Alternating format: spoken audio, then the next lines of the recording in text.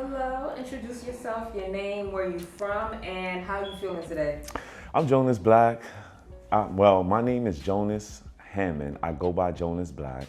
I feel amazing. I feel phenomenal. I'm originally born in Harlem. Both my parents are from Ghana, Ghana, Africa, West Africa to be exact, Ghana, Accra. And I feel amazing. I feel blessed. Okay, and how do you feel as a man today?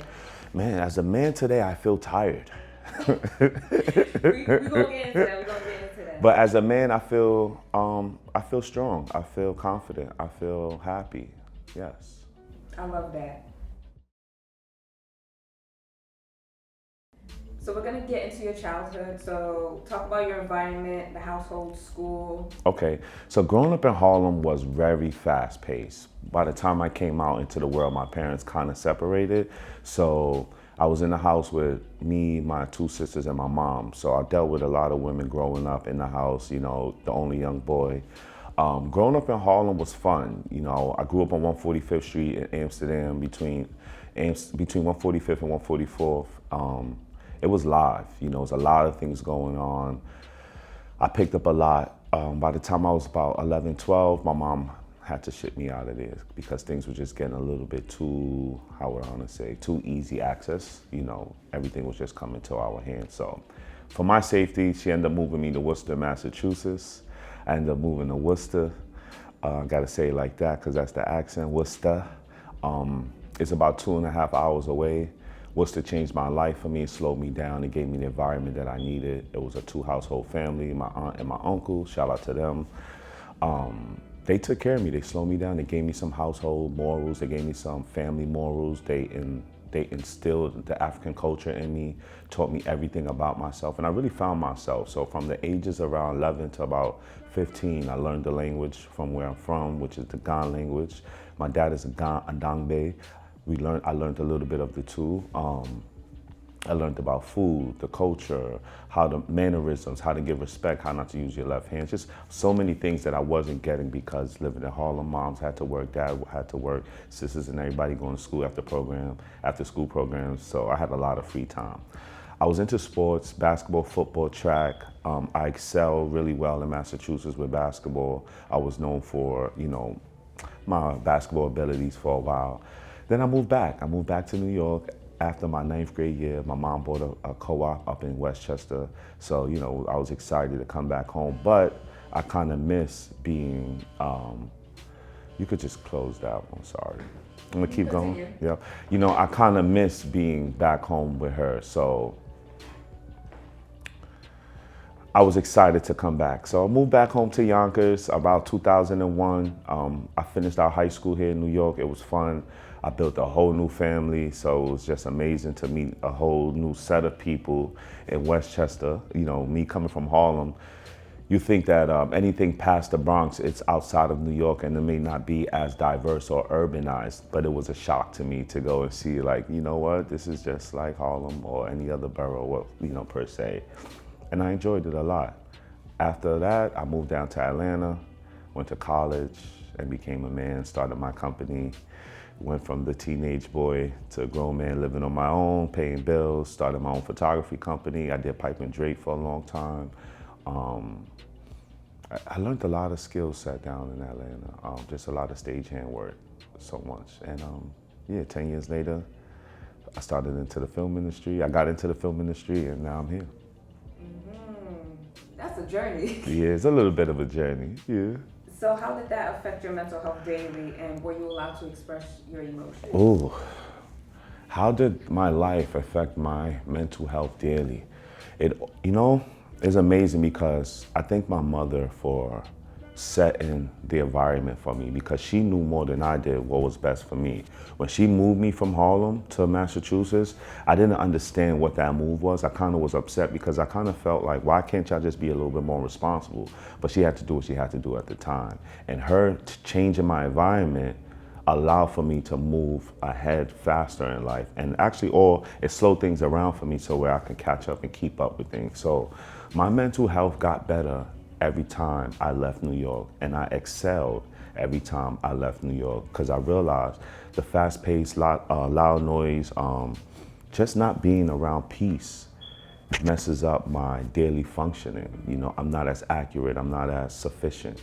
And when I'm not in that environment, I am a lot more sufficient, I'm a lot more accurate, I'm a lot more consistent. So I will say, moving outside of New York and creating this space and environment for me is what helped better my mental health, you know, and the way it affected me, fatigue, just the fatigue of everything kind of affected my mental as I approach certain things, because I can see I wasn't able to go into it with the same energy or the same attitude.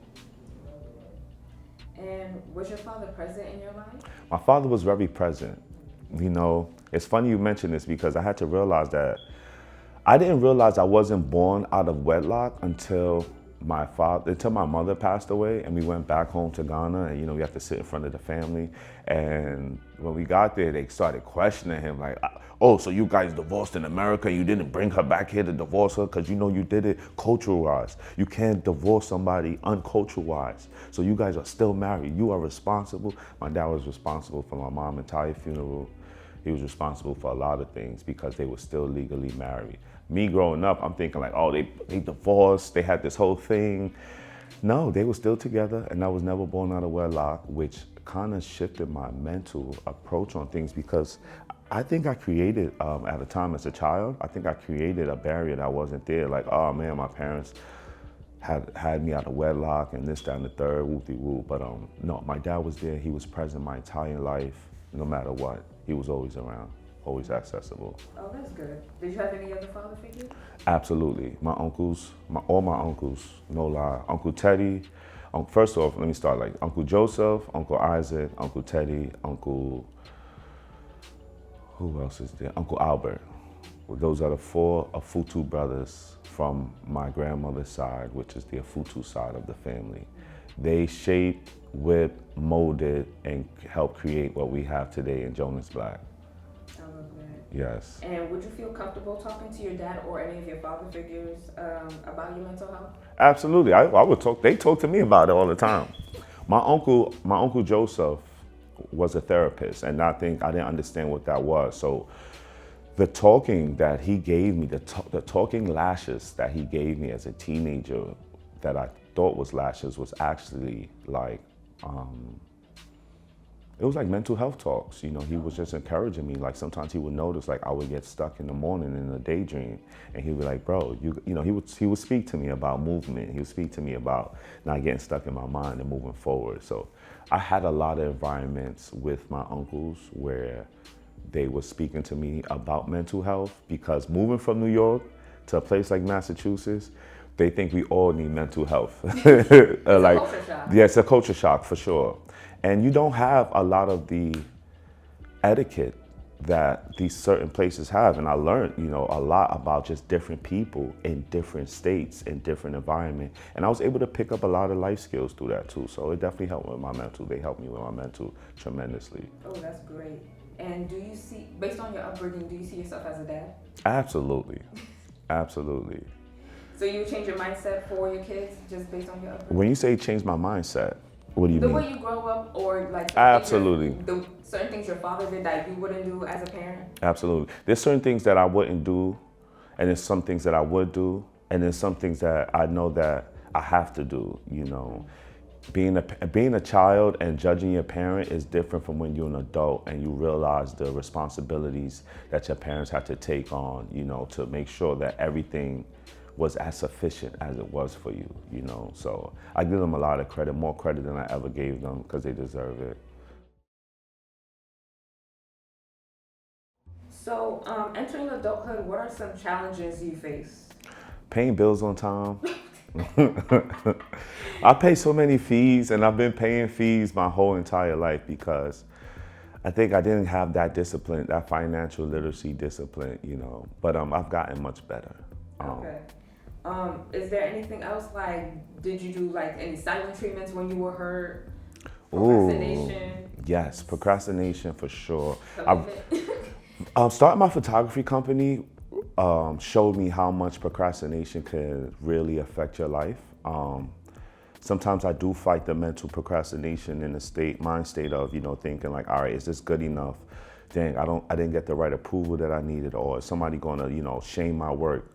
Working past that is a process, and even still, I don't know if there's people around that understand that they're suffering from that, or that's what's just holding them back, and it doesn't matter. On the other side of fear is everything that we want. So, I use that mindset to get past my procrastination or get past some of my insecurities so that I can move forward. Yes. Exactly. I like that. So what are some habits you are trying to let go of? Some of the habits that I'm really trying to let go of is, I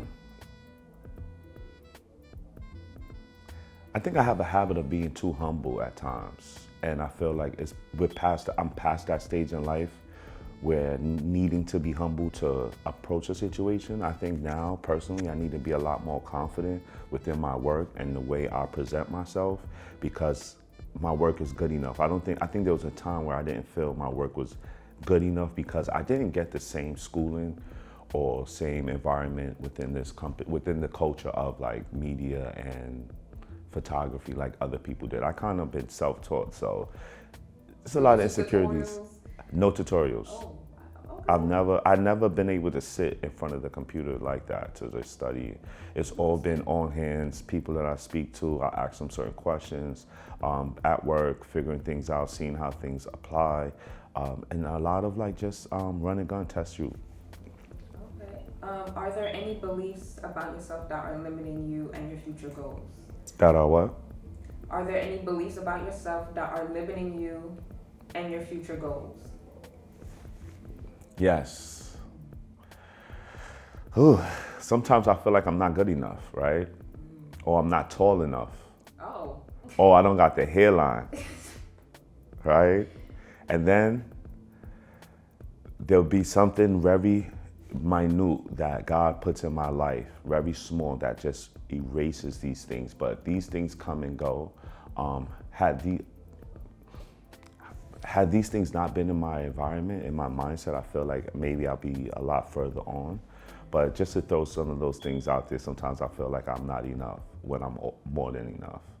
So how can you make yourself feel like you are enough? So what I realize is the more that I work on myself to make sure that I am where I need to be, checking those checklists off, checking the boxes off on my checklist, making sure bills are paid ahead of time, making sure I have my environment fit, making sure that work is consistent, flowing. Those things help my confidence. When I did therapy for some time, and when sitting with the therapist said, you know what, Jonas, your alignment with life and work deters your emotional state. And she said pretty much that if you're making money, you're in a high mind state, you're flowing, everything is well. When you're not making money, you're kind of not the person that everybody expects you to be. And she explained, we went into a whole therapy session, and she broke down to me how to maneuver through those times.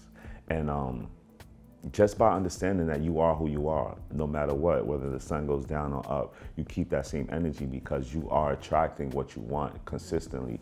Even when you don't have it in your hands, you have to be attractive in order to attract something. So if you're no longer attractive and you down and you negative and your shoulders are down, your body is down, your gravity is down, nothing's gonna come up. You gotta bring it up. You gotta keep it high. You gotta always create that environment no matter what. So yes, through that, those helped me. Right there. Yeah, she was amazing. So do you have a network of people to support you through your struggles and challenges? Absolutely. Sometimes I run from them.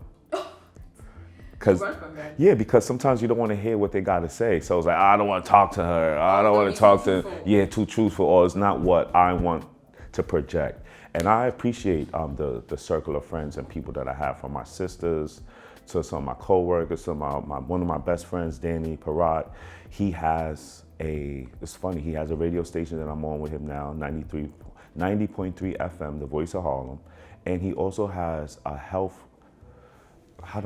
he owns an adaptogen herb company.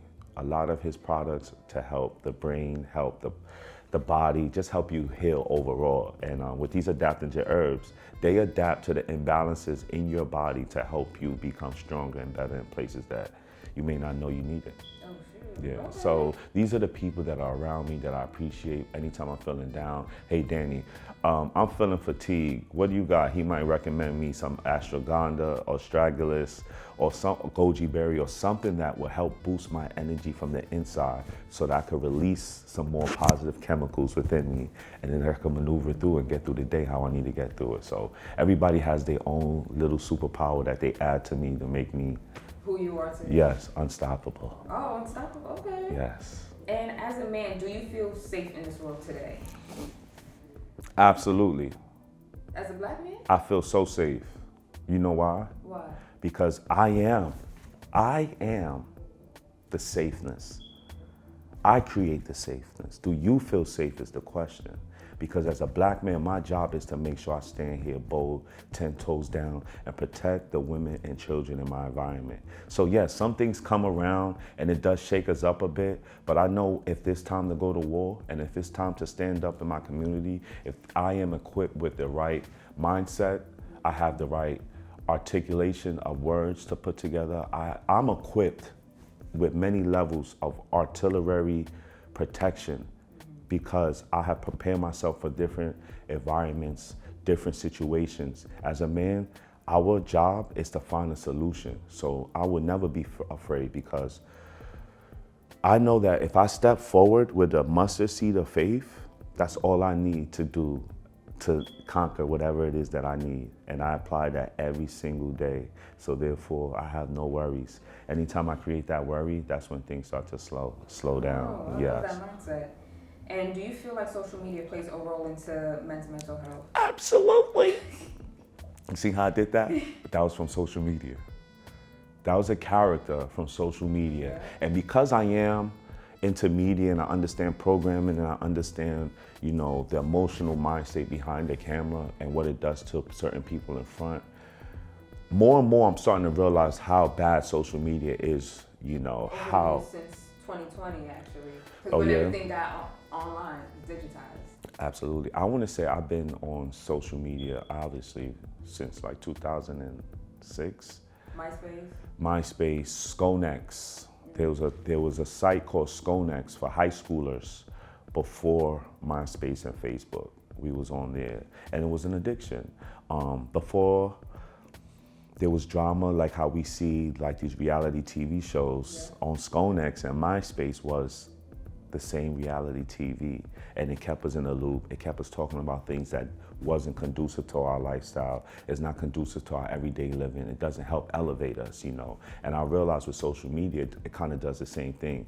It distracts us from where we need to go, and it slows us down from where we need to be. And until we learn how to control that social media and not allow for it to have as much power as it has, we're kind of going to be stuck in a certain type of vortex for those people who are stuck in those vortex. There's a lot of people who are not, and they understand the need of deleting or removing themselves from these spaces in order to have that comfortability of just a clear mind space and not having so much different objects or things just flowing through your mind nonstop with that scrolling. I get caught up sometimes. We all get caught up sometimes, so what do you think you could do better? Put the phone down, have a routine. I think number one, having a routine is everything. The routine. If you're able to stick to that routine, you give that phone, let's just say, whatever time you need to work, you know, not a whole day, your screen time is cut down to a minimum, I think that'll be good. I don't know the numbers, but I know there's probably some scientific numbers that we could apply to help our mental state. I know they already have it done. I'm actually gonna go look into that after this. So getting into self-care and wellness, what are some self-care stuff that you do? You know, personal hygiene, are you sleeping well, drinking enough water, exercise, reading? Yes. So personal, I love the personal hygiene question because Skincare? it's everything. You know, I'm outside every day. I'm in some of the dirtiest buildings. I'm in some of the dirtiest cracks of New York City, filming, taking pictures. So I didn't realize how important this was, but I started to up my regimen once I started to break out on my face. So daily now I use Anoxima, I use black soap, and I use coconut oil. That's just for my face. I have a regimen with my hands where I go get my nails done, my hands and my feet scrubbed down, cut, clean, cuticles, everything. That's at least twice a month. I'm trying to do every week, but my sister told me I shouldn't get my nails done like that every week. 2 weeks. Every two. Okay. See, I'm 2 to 3 weeks. I'm trying to get a good space for it, but what else is there? Getting a haircut done every week. Beards shaped up every week. Finding new beard oils. Dressing nicely, making sure I'm putting on my fedora, my suit and tie at least twice a week. There's a lot of stuff that I apply daily, and I add stuff in daily because whenever my personal hygiene is at a high, everything flows. My teeth are shining, my lips look clean, my fingernails look good, my shirt is pressed. That whole environment comes with just like a spiritual enhancement. So always having my hygiene on a high is always a good approach. I don't know, do I like that answer? I feel like I was stumbling. No, that was a good answer. Okay. What is something you are looking forward to about the future? I'm looking forward to retiring. Oh, I think everyone's looking forward to that. No, but I'm really looking forward to building homes back home in Ghana. Okay. And you want to move there in the future? yeah, absolutely. I'm looking forward to trying to move back to Ghana in the next year or two. Because yeah, absolutely. The opportunity is there, the people is there, the business is there. Who else but me? I feel like I'm the perfect person to meet in Ghana. Everybody wants to come. Why not call Jonas when you get to Ghana? I feel like I will be the go-to person. I'll be the Harriet Tubman of Ghana. Okay. Overground Railroad. Bridging the gap, pretty much in that mindset. Not so much freeing our people, but bridging the gap between our people so that when you come here, I can help you guys get through and maneuver the proper way. But as you can see now, Ghana is just so beautiful and big and open that people are just going by the masses. I think the media plays a role into that too. Yeah. Now we create our own media, Yup. which I appreciate, yes. So if you were looking at little Jonas right now, what advice would you give him? Wow. So much. Yo, kids, slow down. Just take it easy. What these people say don't matter. You are who you are, and everything you want is going to come to you. Everything you want, every single thing you want. You just got to be patient and stay on your course. Don't mind the noise. Don't listen to the noises. When you are who you are, you're going to get the hate. That's why they own you, because you are who you are. Oh, I love that answer. I do. So I want to get into more of what are some of the biggest obstacles that you've noticed that the men community face today? Repetitive patterns and the jokes. Oh, let me tell you one thing I noticed. I've gotten to 30 years old. I'm about to be 40. And it was a line of where you would meet people who were aggressive, passive aggressive, and people just take bullshit, right?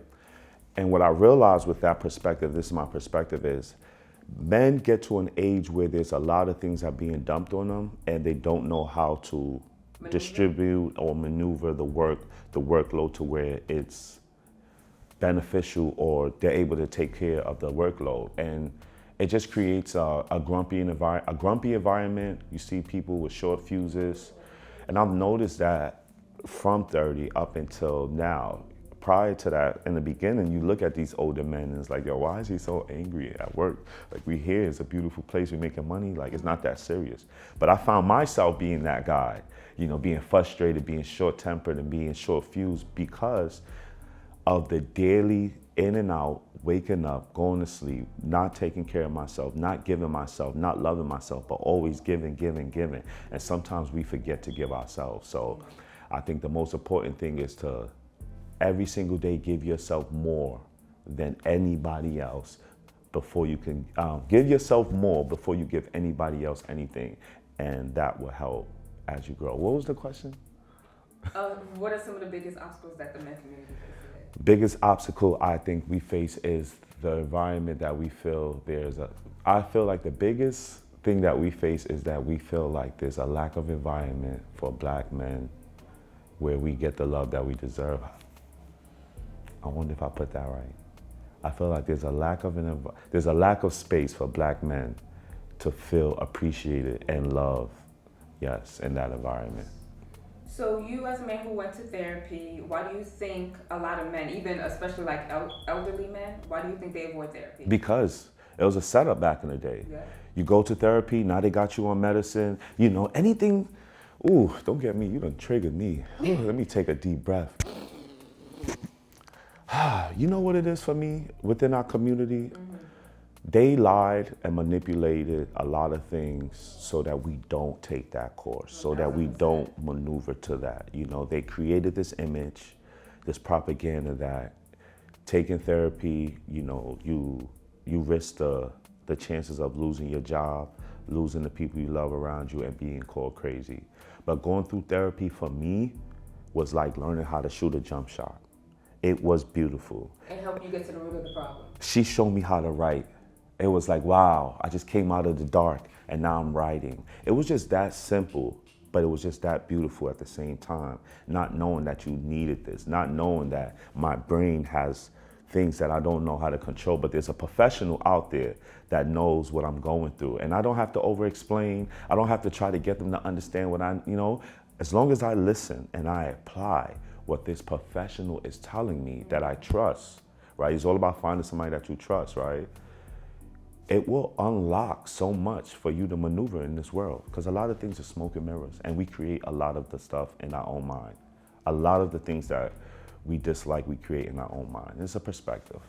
It's definitely perspective. Yeah, so I think, just to finish off, I feel the propaganda and the environment and the lack of knowledge is the reason why older men and just in our community don't go into therapy. But I think that gap is now shortening. I think so too. So what should we do more as a community for men's mental health? How can we encourage men to seek help? There's going to be a biased answer, right? Because, I'm always going to try to make it seem more better for us, right? And just to pull the ladies in a little bit. But maybe I need to create this. I want more environments where men are getting catered to in that sense. So I don't want it to be where it's like single men, single women. I want married women and married men to come out to these environments and show other people, other couples, what love looks like, what therapeutic love looks like. I want environments where it's more about how do we talk to each other to make each other maneuver within this world through all the spiritual battles that we all gonna be fighting. Because the spiritual battles, the spiritual voices that's in our head from the daily things that we pick up, right? So when I go home, I gotta download and offload and upload all the stuff that I've been dealing with, maneuver, put them in spaces, put them in folders. A lot of us don't have that. So I would say I would love to have more of those environments. I would love for jobs to have a weekly therapeutic session with their workers, because we all stressed out. Monthly, at least? Or even monthly, but no, I'm gonna say weekly, because we come in there every single day. We build these people company every single day. 5 days a week. We deal with the stress, even after work. So therefore, it is important that these people are taking away our lives, quote unquote, because we are there to work, right? But they are taking away something from us.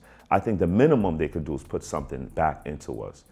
It's their choice, right? But it's stuff that I will want. If a job could do that, I will go work at that job. If a job offered that, I probably will go and work at that job just because of that benefit, knowing that, I have a therapy session within my job. I can speak about the things that's bothering me in a safe environment, you know what I'm saying? And whether I'm right or wrong, I can be able to get through it and understand it better, feel comfortable about it without being reprimanded. That's everything. I definitely agree with that. So what is something you want everyone watching to know about men's mental health? Ladies and gentlemen, boys and girls, the most important thing I want you to know about men's mental health is that we need patience. We don't got it all the way up there. We all trying to figure it out. But the more love, the more patience, the more, encouragement that we get, whether it looks like programs, whether it's more let's just say, more healthier stores, a more healthier environment, more events where we can come together and it's softer, it's cooler. Being in the city is a lot, and we don't understand. We need to debrief. We need to go into the woods. We need to cut off the TV. We need to create that, that environmental healing. You know, go stand outside and what do you call it when you put your feet ground? Go ground. We need to ground, you know. So I want you guys to all know that mental health is curable. I want you to know that mental health takes a lot of love, consistent love, and we need more programs. We need more help. That's all I know to want to give. I wish there was more. I'm searching my brain right now, but I just can't put my finger on the right words. But I hope that my energy that I'm trying to give off today helps the people that's watching understand where I'm trying to go with that. Yes. And anything else you would like to add? Fellas, sometimes it get rough out there. Sometimes we feel like we ain't got nobody. But the real reality of the fact is that you're a man. And being a man, it comes with so much benefits. You just got to tap into it. When we step on these floors, these concrete, when we put 10 toes down, there's nothing that can't stop us. There's nothing that we can't do. There's no hurdle that we can't get over, because there's nothing that's going to break us. And it's never about what we going through, it's about what we grow through. So as we on this journey, day in and day out, just know that you are chosen. You've been created by God. You have every single equipped tool to make it in this world. Only thing you got to do is apply it. Thank God every day. Drink your water. Take care of your body. Take care of your mental health. Eat good. Balanced diet. Sleep well. 8 to 10 hours. Stay away from drama, because why? We are the captains of this ship, and we are the captains of a 40-foot trailer that's going downhill at 1,000 miles an hour, and there's no way to stop it. We got the women in the passenger seat, we got the kids in the back, and God gave you the driver wheel. And guess what? He gave us every single thing we need to control that 1,000 miles truck that's coming downhill. So fellas, apply it. Every day, apply yourself. Wake up and thank God and apply yourself. You got it. You are him, and you will forever be him, because you have been chosen to be him. That's from me, Jonas Black, y'all. Thank you for your time. Absolutely.